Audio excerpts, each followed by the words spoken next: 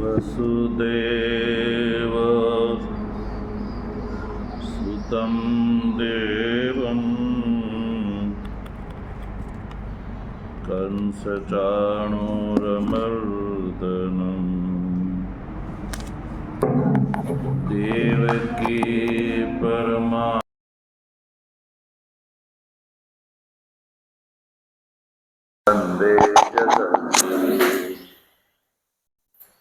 मूकं करोति वाचालं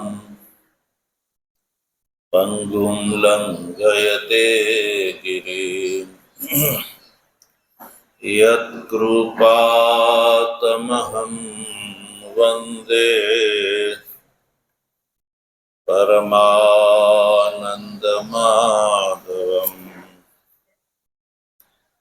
शङ्करं शङ्कराचार्यं केशवं बादरायणम् सूत्रभाष्यो कृतौ वन्दे भगवन्तौ पुनः पुनः ईश्वरो गुरुरात्मेति मूर्तिभेदविभागिने व्योमवद्व्याप्तदेहाय दक्षिणामूर्तये नमः। ओम शांति शांति शांति। तत्व जिज्ञासु सज्जनों, भगवत कृपाथी श्रीमद भगवद गीताना शांकर भाष्य सहित विचार क्रमानुसार ज्ञान कर्म संन्यास योग नामना चतुर्थ अध्यायना 18मा શ્લોકની આપણે ચર્ચા કરી રહ્યા છીએ। આ શ્લોકમાં ભગવાન શ્રી કૃષ્ણ કર્મ અકર્મ અને વિકર્મનું યથાર્થ સ્વરૂપ અર્જુનને બતાવે છે।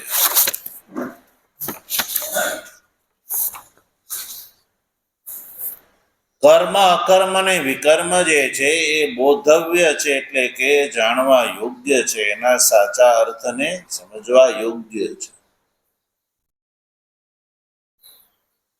અને એના જ જ્ઞાનના ફળ સ્વરૂપે ભગવાન શ્રી કૃષ્ણે એવું પણ કહ્યું કે યજ્ઞાત્વા મોક્ષસે અશુભાત, કે અર્જુન એનાથી તો અશુભ એટલે કે સંસારથી મુક્ત થઈ જશે। ભગવાન શ્રી કૃષ્ણે જ્યારે આવું કહ્યું અને અંતમાં ભગવાન શ્રી કૃષ્ણે અર્જુનને કર્મ અકર્મ અને વિકર્મનું સ્વરૂપ બતાવતા કહ્યું કે કર્મણ્ય કર્મ યહ પશ્યેદ અકર્મણિ ચ કર્મ યહ સ બુદ્ધિમાન મનુષ્યેષુ સ યુક્ત કૃષ્ણ કર્મ કૃત। કર્મની અંદર અકર્મને અને અકર્મની અંદર કર્મનું જે દર્શન કરે છે તો ભગવાન શ્રી કૃષ્ણ કહે છે કે એ બુદ્ધિમાન છે, એટલે કે જ્ઞાની છે। શું છે?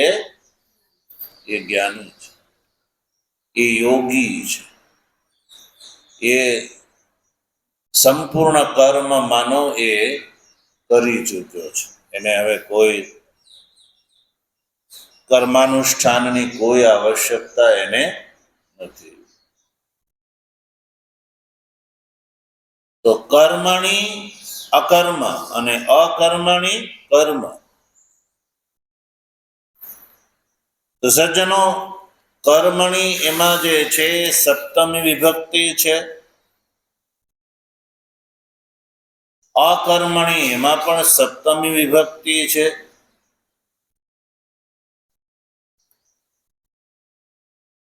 તો સપ્તમી વિભક્તિ જે છે એ અધિકરણ માં સપ્તમી થાય છે.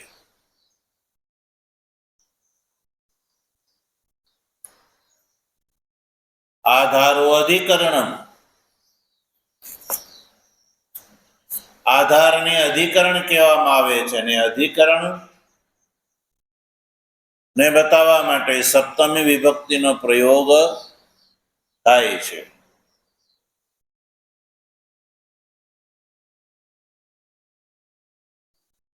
તો આધાર જે છે એ ત્રણ પ્રકારના હોય છે: ઔપસ્પેશિક આધાર, વૈશ્વિક આધાર અને અભિવ્યાપક આધાર. આ ત્રણ પ્રકારના આધારમાં આ શ્લોકના સંદર્ભમાં ભગવાન શંકરાચાર્યજીએ વિષય સપ્તમી નું પરિગ્રહણ કરીને અર્થ કર્યો છે. વિષય સપ્તમી અને હવે અધિકરણ સપ્તમી એ પક્ષને દેખાડી અને એ પક્ષમાં દૂષણનો અનંગીકાર કરીને પરિહાર કરે છે. જો ભાષ્યમાં નચ અત્ર કર્મ અધિકરણમ અકર્મ અસ્તિ કુંડે બદ્રાણી ઇવ નાપી અકર્મ અધિકરણમ કર્મ અસ્તિ કર્માભાવત્વાદ અકર્મણઃ.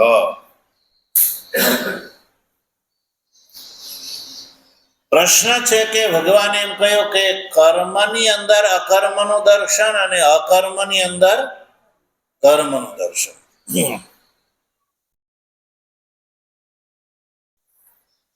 તો એકવાર પહેલી વાર જે છે કર્મણી, એમાં જે કર્મણી છે એ આધાર છે. અકર્મણીના કર્મ દર્શનમાં અકર્મણી જે છે એ આધાર છે. તો ભાષ્યકાર દ્રષ્ટાંત દ્વારા સ્પષ્ટ કરે છે. વાટકામાં બોર રાખેલા છે. શું દ્રષ્ટાંત છે? વાટકામાં બોર પડ્યા છે. તો બોરનો આધાર કોણ છે? વાટકો. વાટકામાં જેમ બોર છે તો વાટકો એક જુદો પદાર્થ છે અને બોર છે એ પણ એક જુદો પદાર્થ છે. એમ ભગવાન કહે છે કે કર્મની અંદર અકર્મનું દર્શન કરવાનું છે. તો કર્મની અંદર અકર્મનું દર્શન એટલે જેમ વાટકાની અંદર બોરનું દર્શન, તો વાટકો જે છે એ બોરનો આધાર છે. જો વાટકો ન હોય તો બોર વિખેરાઈ જાય. શું થાય? વિખેરાઈ જાય. તો શું અહીંયા ભગવાન શ્રી કૃષ્ણ કર્મમાં અકર્મનું દર્શન આ રીતે બતાવે છે કે કર્મ એક અધિકરણ પદાર્થ અને એની અંદર બોર સ્થાનીય અકર્મનું દર્શન, અને પછી એનાથી ઉલટું બીજું અકર્મણી કર્મ દર્શન, એ વિષયમાં અકર્મ જે છે એ આધાર અને એ અકર્મની અંદર પાછું કર્મનું દર્શન.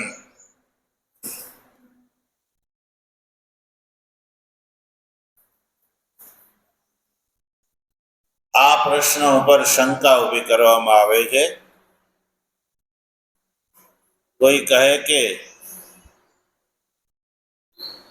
અધિકરણ સપ્તમી પક્ષમાં આ દૂષણ આવે છે એટલે એ અર્થ ઘટે નહીં. તો ભગવાન ભાષ્યકાર સ્પષ્ટ કરે છે કે ભગવાન શ્રી કૃષ્ણનું કથન જે છે એ અહીંયા જેમ વાટકાની અંદર બોર પડેલા છે એ રીતે કર્મની અંદર અકર્મ પડેલું છે એવું કહેવાનો અભિપ્રાય નથી. યા અકર્મની અંદર કર્મ પડેલું છે, અકર્મ રૂપી વાટકાની અંદર કર્મ રૂપી બોર પડેલા છે એવું કહેવાનો અભિપ્રાય, યા કર્મણી અકર્મ એટલે કર્મ રૂપી વાટકાની અંદર અકર્મ રૂપી બોર પડેલા છે એવો કહેવાનો અભિપ્રાય અહીંયા નથી સજ્જનો. કેમ એવો ન થઈ શકે? એવો અર્થ કરો ને તો કહ્યું કે સંભવ નથી. કર્માભાવત્વાદ અકર્મણ, કારણ કે અકર્મ એટલે કર્મનો અભાવ, અકર્મ એટલે કર્મનો અભાવ. હવે જે અભાવ જે છે એ કેવી રીતે આધાર બની શકે? દ્રષ્ટાંતમાં તો વાડકોય ભાવરૂપ છે અને બોર પણ ભાવરૂપ છે. બેવની સત્તા અલગ અલગ છે. અહીંયા કર્મની અંદર અકર્મ એટલે અકર્મ એટલે કર્મનો અભાવ. એ કોઈ અભાવ, એ કોઈ પદાર્થ તો છે નહીં કે જેથી કર્મરૂપી વાટકાની અંદર અકર્મરૂપી બોર મૂકવામાં આવે યા અકર્મની અંદર કર્મ રાખવામાં આવે. અકર્મનો અર્થ છે કર્મનો અભાવ, એને જ અકર્મ કહેવામાં આવે છે. અને આવું જે વિપરીત જે ગ્રહણ છે એનાથી લોકોને કોઈ લાભ થતો નથી. એટલે અતઃ વિપરીત ગૃહીતે એવ કર્મ અકર્મણી લૌકિકે. એટલે ભગવાન ભાષ્યકાર કહે છે કે અત્ર એટલે કે આ શ્લોકમાં ભગવાન શ્રી કૃષ્ણનો અભિપ્રાય કર્મરૂપી અધિકરણની અંદર અકર્મ પડેલું છે અને અકર્મ રૂપી અધિકરણની અંદર કર્મ પડેલું છે એવો કહેવાનો કુંડમાં બદરની જેમ કહેવાનો અભિપ્રાય નથી. કારણ કે અકર્મનો અર્થ છે કર્માભાવ, કર્માભાવત્વાદ અકર્મણ. એટલે એ અર્થ અહીંયા ભગવાનનો અભિપ્રાય નથી. ભગવાન એવું નથી કહેતા અર્જુનને.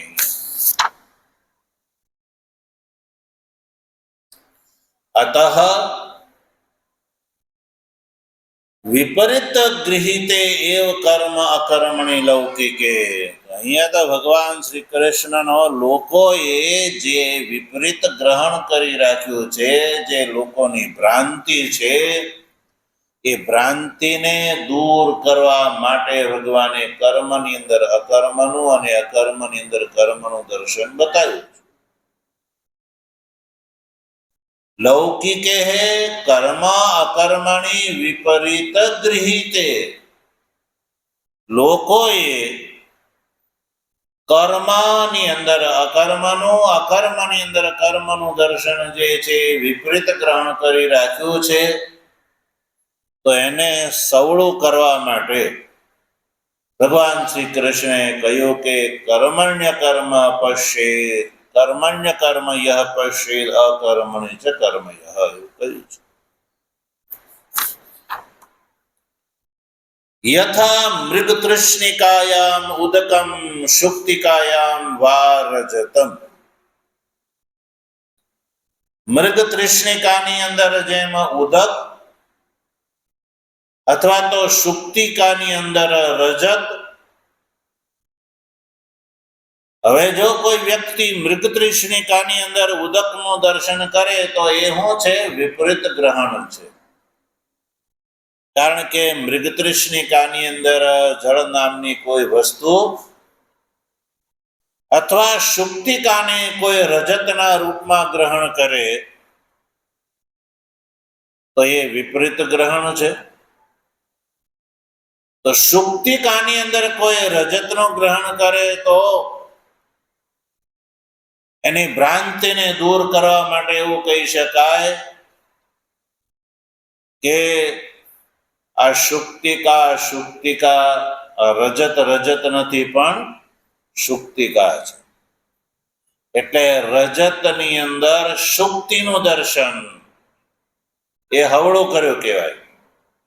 સામાન્ય માણસ એમ કે મને તો ત્યાં રજત દેખાય છે, તો સુક્તિકાની અંદર રજત દર્શન એ ભ્રાંતિ દર્શન છે.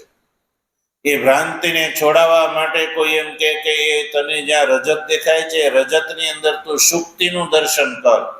એ રજત નહીં પણ સુક્તિ છે. તો એ વિપરીત ગ્રહણની વ્યાવૃત્તિ છે. તો જાણો એ રીતે આત્મા જે છે એ અકર્મ છે, શરીરની અંદર કર્મ છે. તો શરીર રૂપી કર્મની અંદર, ક્રિયાની અંદર, દેહની અંદર વ્યાપાર થઈ રહ્યો છે. એની અંદર અકર્મ એટલે કે જેની અંદર કર્મ સંભવ નથી એવા આત્માનું દર્શન. અને શરીરની ચેષ્ટાની સમાપ્તિને લોકો જે અકર્મ કહે છે, એ અકર્મની અંદર પણ નિવૃત્તિ પ્રવૃત્તિ રૂપી ક્રિયાનું દર્શન કરવું એ ભગવાન શ્રી કૃષ્ણ અર્જુનને યથાર્થ ઉપદેશ આપે છે.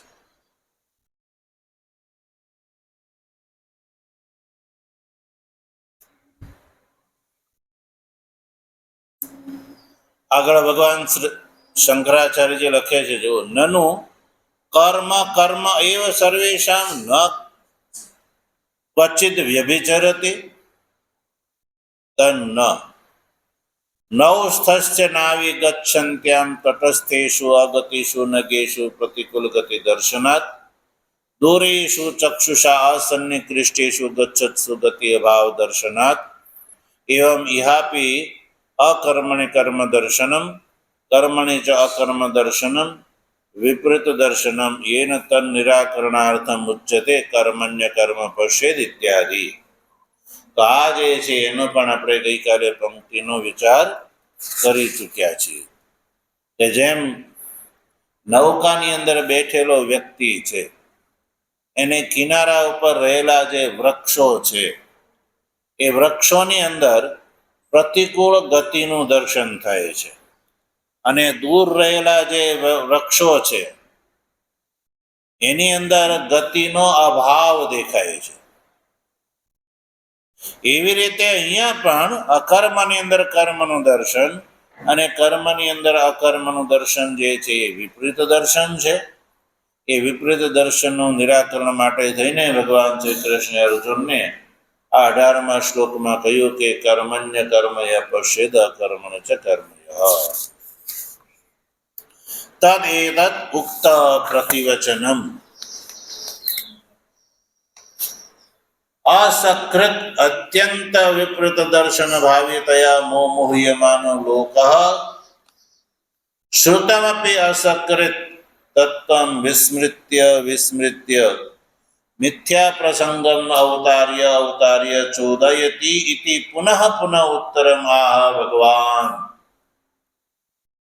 જો ભગવાન શ્રી કૃષ્ણનો અભિપ્રાય છે કે પ્રકારાંતરથી અર્જુનને આત્મતત્વનો બોધ થાય એ માટે પુનઃ પ્રકારાંતરથી એ વાતને પુનઃ દોહરાવે છે. એટલે કહ્યું તદ ઉક્ત પ્રતિવચનમ અસકૃત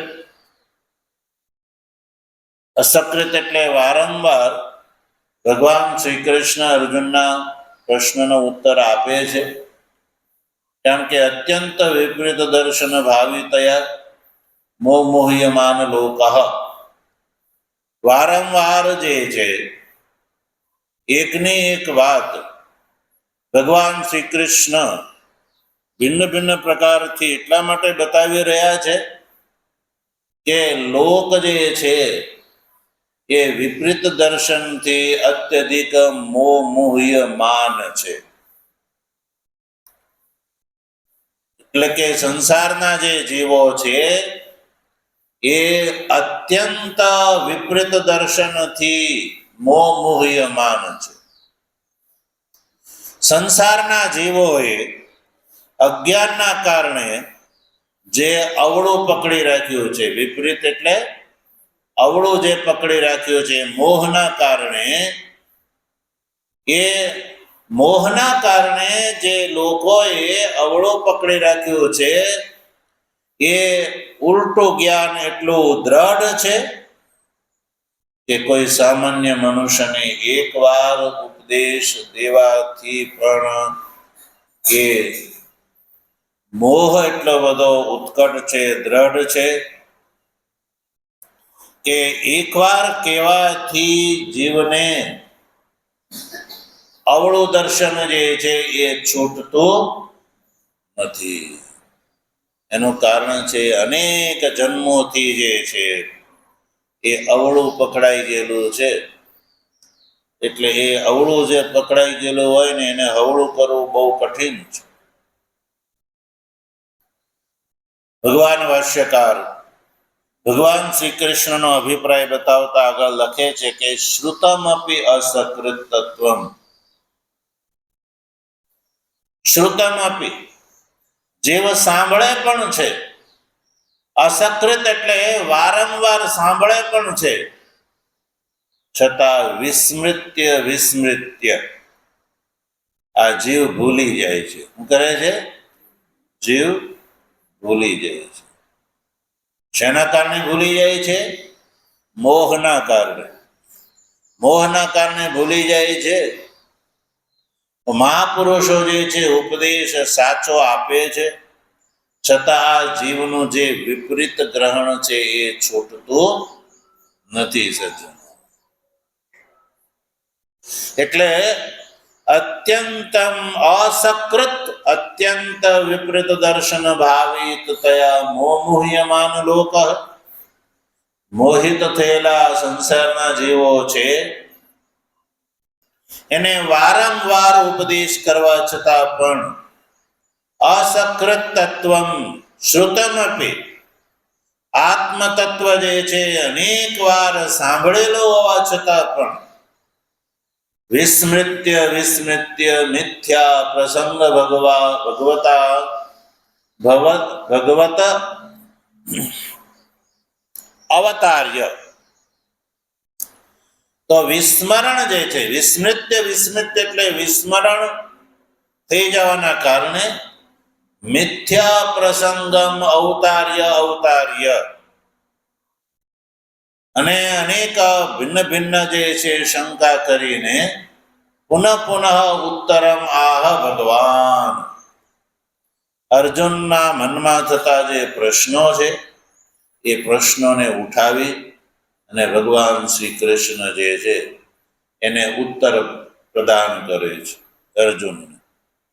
વિસ્મૃત્યને જેટલી વાર વિસ્મરણ થાય છે એટલી વાર ભગવાન જે છે એ પ્રસંગનું અવતરણ કરી અને પુનઃ ભગવાન ઉત્તર આપે છે. એનું કારણ એ છે કે દુર્વિજ્ઞેયત્વં ચ આલક્ષ્ય વસ્તુના. ભાઈ વસ્તુ આત્મા જે છે ને એ દુર્વિજ્ઞેય છે. શું છે? દુર્વિજ્ઞેય છે. એટલે એકવાર શ્રવણ કરવાથી આ બોધ થતો નથી. વારંવાર શ્રવણ કરે છે ને ત્યારે બોધ થાય છે. એકવાર જે છે બોધ કરવાથી આ જીવનું અજ્ઞાન દૂર નથી થતું. કારણ કે આત્મ તત્વ જે છે ને એ દુર્વિજ્ઞ એટલે દૂર એટલે કઠિનતાથી વિજ્ઞેય છે. છાંદોગ્ય ઉપનિષદના 6થા અધ્યાયમાં આચાર્ય ઉદ્દાલકજી પોતાના પ્રિય પુત્ર શ્વેતકેતુને આત્મ તત્વનો ઉપદેશ આપે છે. અને તત્વમસી મહાવાક્ય દ્વારા જીવ અને બ્રહ્મની એકતાનો ઉપદેશ આપે છે. તો શ્વેત કેતુને જેટલી વાર શંકા થાય એટલી વાર એનો ઉપદેશ કરીને આપ્યો, અને એ રીતે 9 વાર ઉપદેશ આપ્યો. કેટલી વાર? 9 વાર. 9 પ્રશ્નો ઉભા થયા શ્વેત કેતુના મનમાં, અને એનો ઉત્તર ઉદ્દાલકજીએ એટલી જ વાર આપ્યો. એટલે 9 વાર તત્વમસી મહાવાક્યનો ઉપદેશ ઉદ્દાલકજીએ શ્વેત કેતુને આપ્યો છે. એટલે એનાથી વાત નક્કી છે કે આત્મા જે છે એ દુર્વિજ્ઞેય છે. અરે સજ્જનો, સામાન્ય મનુષ્યની વાત તો એ છે કે ઇન્દ્રિયોના વિષયભૂત પદાર્થો જે છે એને પણ એકવાર ઓળખાણ કરાવવાથી જીવને ઓળખાણ નથી થતી. કે જે પદાર્થ ઇન્દ્રિયોનો વિષય હોવા છતાં પણ જો એ પદાર્થની અંદર આવી હાલત હોય તો સજ્જનો, આત્મા જે છે એ તો ઇન્દ્રિયનો વિષય નથી. એટલે વારંવાર સ્મરણ કરાવવા છતાં પણ જીવને પોતાના આત્માનું જ્ઞાન નથી થતું. અને એનું કારણ છે આત્મા દુર્વિજ્ઞેય છે. અને આગળ ભાષ્યકાર લખે છે, જો અવ્યક્તો અયમ અચિંત્યો અયમ. ભગવાન શ્રી કૃષ્ણે ખુદ આત્માની દુર્વિજ્ઞેયતા વિશે પૂર્વમાં એટલે કે બીજા અધ્યાયમાં કહી ચૂક્યા છે. એટલે ભગવાન શંકરાચાર્ય કહે છે કે એમાં જીવનો કોઈ વાંક નથી. જીવનો કોઈ વાંક નથી. જીવને જ્ઞાન નથી થતું તો એમાં જીવનો વાંક નથી. આત્મા દુર્વિજ્ઞેય છે. તો વાંક નથી એટલે શું? જીવે બેસી રહેવાનો છે? તો કે ના, જીવે પ્રયત્ન અધિક કરવાનો છે, એવો અભિપ્રાય છે. પ્રયત્ન અધિક કરવો પડે. અધિક પ્રયત્નના ફળ સ્વરૂપે આત્માનો બોધ સંભવે છે. જેમ કે કોઈ વિદ્યાર્થી CA ચાર્ટર્ડ એકાઉન્ટન્ટનું અધ્યયન કરતો હોય, તેની ફાઇનલ પરીક્ષામાં એવું નથી કે ફર્સ્ટ ટાઈમ એ બહાર નીકળી જાય, પાર થઈ જાય. એમાં અનેક પ્રકારની બાધાઓ હોય છે. એ બાધાઓ પાર કરે ત્યારે એ ફાઇનલ જે છે એ લાભ લઈ શકે છે. છેલ્લે એમ કે હવે મારે આમાં આગળ નથી વધવું, તો એને જે અધ્યયન કરેલું જે છે એ જે પ્રકારે ફળ પ્રદાન કરવું જોઈએ ફળ પ્રદાન કરી શકતું નથી. એટલે પ્રયત્ન મનુષ્ય છોડવો ન જોઈએ, પણ વધારે પ્રયત્ન કરવો જોઈએ. નહીં તો કોઈ એમ કે ભાઈ આપણને તો આવા આત્માનું જ્ઞાન થાય જ નહીં. તો જ્ઞાન તો મનુષ્યના માટે છે, કઈ પશુના માટે? શાસ્ત્ર કોના માટે છે ભાઈ? મનુષ્યના માટે છે. અને કલ્યાણ જે છે મનુષ્ય જન્મમાં જ થઈ શકે છે. કોઈ પશુ પક્ષી કીટ પતંગ વગેરેની અંદર કોઈ જીવ સત્સંગ કરી શકે? પેલો સત્સંગ સ્થળમાં કોઈ શ્વાન સુગર આવી ચડે તો કોઈ બેહવા દેશે? નહીં બેહવા દે, કારણ કે એનો અધિકાર નથી. મનુષ્યનો જ અધિકાર છે. એટલે મનુષ્ય